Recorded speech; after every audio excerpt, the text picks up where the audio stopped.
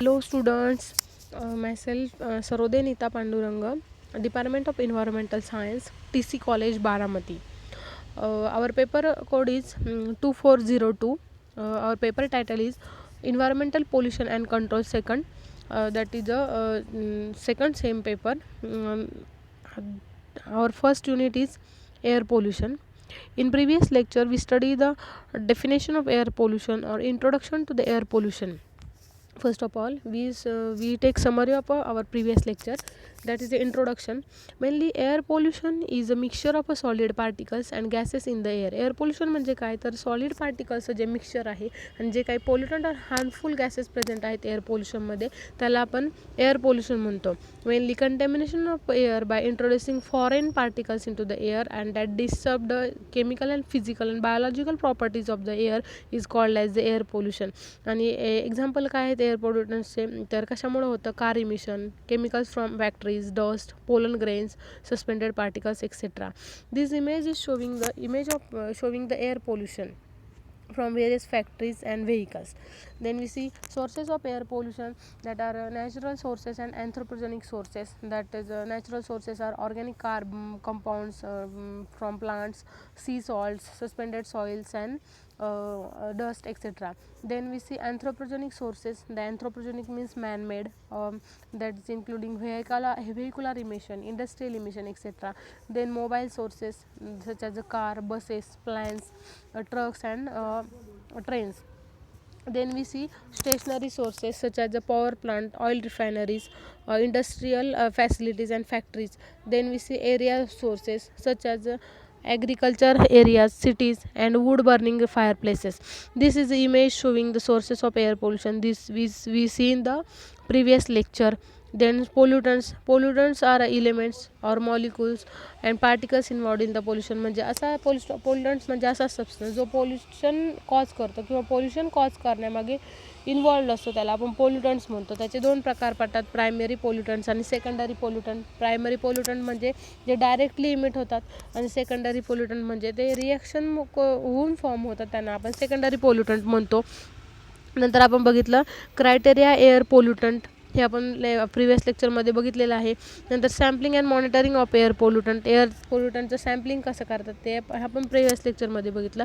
आजच्या लेक्चरमध्ये आपण टाईप्स ऑफ कंटॅमिनंट बघणार आहोत. टाईप्स ऑफ कंटॅमिनंट म्हणजे mainly there are 3 types of contaminant according to their physical properties. त्याच्या फिजिकल प्रॉपर्टीजनुसार कंटॅमिनंटचे 3 टाईप पडतात. एक आहे पर्टिक्युलेट्स, दुसरा आहे व्हेपर्स आणि गॅसेस. पर्टिक्युलेट्स म्हणजे सॉलिड फॉर्म, व्हेपर्स म्हणजे गॅसेस आणि गॅसेस म्हणजे various types of harmful gases which are occurred or present in the atmosphere with the emission of industrial or vehicular sources.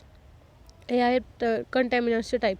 नंतर आपण air sampling based on the particulate pollutants, म्हणजे pollutants जे आहे त्याचं sampling कसं होतं हे आपण बघणार आहोत. तर air pollution sampling techniques for the particulate pollutants. पहिले आहे सेडिमेंटेशन, दुसरे आहे फिल्ट्रेशन, सेकंड वन आहे इम्पिंजमेंट, थर्ड वन आहे फोर्थ वन आहे प्रेसिपिटेशन. नंतर आहे थर्मल प्रेसिपिटेशनचे टाईप आहे ते थर्मल आणि इलेक्ट्रोस्टॅटिक प्रेसिपिटेशन. तर आपण पहिली बघणार आहोत ते आहे सेडिमेंटेशन आहे. Sedimentation is use to collect settleable particulate that settle out of the atmosphere as a result of the gravitation force. म्हणजे हे जे सेटलिंग आहे, सेडिमेंटेशन आहे, याच्यामध्ये सेटलिंग होतं पर्टिक्युलेट मॅटर्सचं. म्हणजे हे असं डिव्हाइस आहे की याच्यामध्ये पर्टिक्युलर जे मॅटर असतात ते खाली सेटल होतात with the help of gravitational फोर्समुळे जे काही पर्टिक्युलर्स मॅटर असतात ते इन्स्ट्रुमेंटच्या बेसला कलेक्ट होतात किंवा सेटल होतात. पर्टिक्युलर पोल्युटंट हॅव्हिंग साईज, म्हणजे ह्याच्यामध्ये जी पोल्युटंटची साईज आहे पर्टिक्युलरची ती 10 मायक्रोमीटर असते, कॅन बी कलेक्टेड. म्हणजे 10 मायक्रोमीटरची जी साईज असते ती कलेक्ट होते 99% विथ द 99% इफिशियन्सी. याची इफिशियन्सी 99% आहे. The sample consist of a simple dust jar fitted with a funnel. म्हणजे हा सॅम्पल कसं असतं, ह्याच्यामध्ये डस्ट फिटेड जार असतो, त्याच्यामध्ये फनेल असतं वरच्या बाजूला, म्हणजे जेणेकरून फनेलमधनं पर्टिक्युलेट्स आणि जे काही पर्टिक्युलेट्स आणि एअर पोल्युटंट्स आहे ते त्याच्यामधनं एंटर होतात आणि एंटर होऊन ते लिक्विड मीडियममध्ये जातात आणि लिक्विड मीडियममधनं खाली gravitational with the help of gravitational फोर्सने ते खाली सेटल होतात. म्हणजे फिगरमध्ये दाखवल्याप्रमाणे a liquid is added to collector to prevent the solids blown out from the jar by air. Collected dust is evaporated by dryness and then weighted in a milligram. म्हणजे जी dust असते ती आपण नंतर त्याचं evaporation होतं लिक्विडचं आणि नंतर आपण जी काही खाली पर्टिक्युलेट्स असतात त्याचं आपण मेजरमेंट घेतो मिलीग्रॅममध्ये. आणि हे जे इन्स्ट्रुमेंट आहे याचा सॅम्पलिंग पिरियड आहे 30 डेज. म्हणजे सेडिमेंटेशन प्रोसेससाठी आपल्याला सॅम्पलिंग पिरियड द्यावा लागतो, तो आहे 30 डेज. नंतर सेकंड प्रोसेस आहे ती आहे filtration. The technique used in the collection of air pollutants of a size smaller than 10 micrometer in diameter. म्हणजे वरच्या सेडिमेंटेशनमध्ये आपण जी साईज बघितली पर्टिक्युलरची ती आहे 10 मायक्रोमीटर, पण फिल्ट्रेशनमध्ये जे काही पार्टिकल्स फिल्टर होतात त्याची साईज असते 10 मायक्रोमीटर. नंतर आहे the particulates are removed from the air sample by suction apparatus through a porous filter where particulates are deposited. The glass filter paper of porous size less than 0.1 micrometer is used in a high volume sampler.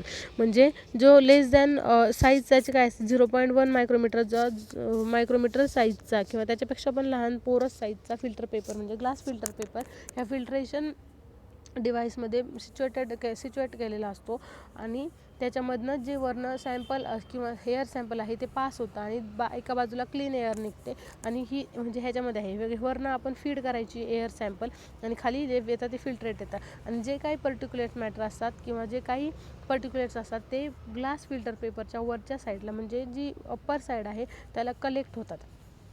हे overall आहे फिल्ट्रेशनची diagram. या डायग्राममध्ये किंवा technique used in the collection of air pollution म्हणजे त्याची mainly जे particular जी size असते फिल्ट्रेशनमध्ये ती असते 10 micrometre in diameter. 10 micrometre in डायमीटरमध्ये जी साईज असते ती आहे ती फिल्ट्रेशनमध्ये कलेक्ट केली जाते. म्हणजे सेडिमेंटेशनमध्ये 10 मायक्रोमीटर असतं आणि फिल्ट्रेशनमध्ये लेस दॅन 10 मायक्रोमीटर डायमीटरचे जे पर्टिक्युलेट्स आहेत ते कलेक्ट केले जातात. याचा सॅम्पलिंग पिरियड आहे 24 hours. एअर व्हॉल्यूम म्हणजे हा किती व्हॉल्यूम सक करतो तर 2000 क्युबिक मीटर व्हॉल्यूम हा सक करतो. पार्टिक्युलेट कॉन्सन्ट्रेशन किती आहे त्याचं मायक्रोग्रॅम पर क्युबिक मीटर हे आहे त्याचं पार्टिक्युलेट कॉन्सन्ट्रेशन. ह्या दोन टेक्निक आहेत. या दोन्ही टेक्निक इम्पॉर्टंट आहेत for the collection of a collection of a air particulate sample. Then थर्डवर आहे इम्पिजमेंट आहे. नंतर देन प्रेसिपिटेशन आहे आणि इलेक्ट्रोस्टॅटिक प्रेसिपिटेटर आहे. तर सेकंड वन आहे इम्पिजमेंट. आपण इम्पिजमेंट बघणार आहोत. Impingement is based on the inertial technique in which particles are collected from a high velocity airstream directed towards an obstacle places across a path of airstream. म्हणजे हे जे inertial technique आहे in which particles collect करतात म्हणजे ह्याच्यामध्ये हाय velocity air stream असतील directed towards the obstacles placed आणि ह्याच्यामध्ये डायरेक्टेड हाय व्हेलॉसिटीने जे पर्टिक्युलेट्स आहे ते कलेक्ट केले जातात. Particulates collide with the obstacle and air changes in its direction. म्हणजे पार्टिक्युलेट्स आहे ते कोलाइड होतात डायरेक्शनमध्ये ऑब्स्टॅकलच्या with the obstacle and air changes direction आणि जी एअर आहे ती त्याची डायरेक्शन चेंज करते ह्या इम्पिजमेंट प्रोसेसमध्ये. If the obstacles are adhesive surface then particles are impacted on it and this is known as the impingement. म्हणजे याच्यामध्ये काय दिलं obstacle are adhesive surface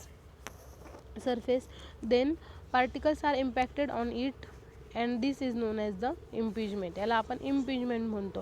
If obstacle is a weight by any liquid then it is called as a weight impingement. म्हणजे जर obstacle weight असेल तर त्याला आपण वेट बाय एनी लिक्विडमुळे जर तो वेट झाला असेल तर त्याला आपण वेट इम्पिजमेंट म्हणतो.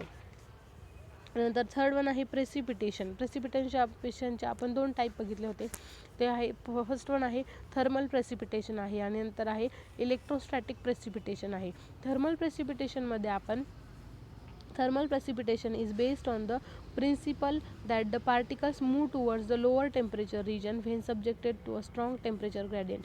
Thermal precipitation मध्ये particles move होतात lower temperature region कडे. The temperature gradients are normally of the order 3000 degree Celsius per centimeter. म्हणजे त्याचं जे टेम्परेचर आहे ते 3000 म्हणजे हाय टेम्परेचर आहे 3000 per degree Celsius per centimeter. This technique is used to collect the particle of size 0.001 micrometer with high efficiency. म्हणजे 0.001 मायक्रोमीटरची जी काही particle size आहे ती याच्यामध्ये कलेक्ट केली जाते. नंतर सेकंड वन आहे electrostatic precipitation. These precipitators are an electrically charge to force radioactive particulates to migrate out the air steam out a collection onto a collection surface. In this precipitation, two electrodes are used, positive and negative. याच्यामध्ये electrodes use केले जातात positive आणि negative. When the air stream with particulates pass through an electrode, particles pick up negative charge and migrate towards inner post of the precipitator, where got discharge of deposited on positive electrode. म्हणजे त्याच्यामध्ये दोन electrode वापरून जे काही पार्टिक्युलेट्स आहे ते catch केले जातात किंवा ट्रॅप केले जातात. हे से ओव्हरऑल आहेत. ओव्हरऑल ह्या टेक्निक्स आहेत आणि प्रोसेस आहेत sedimentation, filtration, impeachment, precipitation, thermal precipitation and electrostatic precipitation. These are the air sampling based on the particulate pollutants or air sampling techniques for the particulate pollutants. म्हणजे pollutant trap करण्यासाठी आणि collect करण्यासाठी जे काही आपण instrument वापरतो किंवा ज्या काही टेक्निक वापरतो या त्या टेक्निक आहेत air पोल्युशनमध्ये. Regarding to this lecture, if you have any query, please ask. Thank you.